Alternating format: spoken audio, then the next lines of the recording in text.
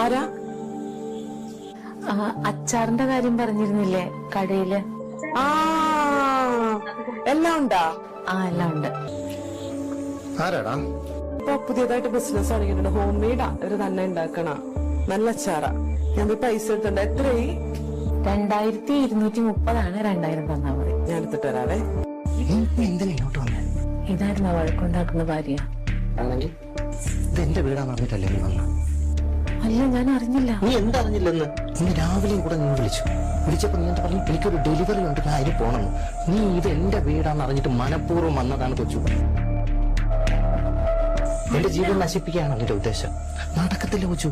എന്തൊക്കെ പറഞ്ഞു കഴിഞ്ഞാൽ എനിക്ക് എന്റെ ഫാമിലിയെക്കാളും വലുത് ഒന്നുമില്ല. മനസ്സിലായല്ലോ?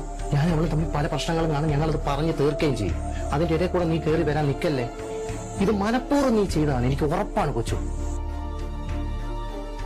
എനിക്കൊരു നാണം തോന്നില്ലേ? എന്തെങ്കിലും ഒരു പ്രശ്നം ഉണ്ടെന്നാലും ഒരു കുടുംബത്ത് നുഴഞ്ഞു കയറാൻ. ഞാൻ അറിഞ്ഞിട്ടില്ല,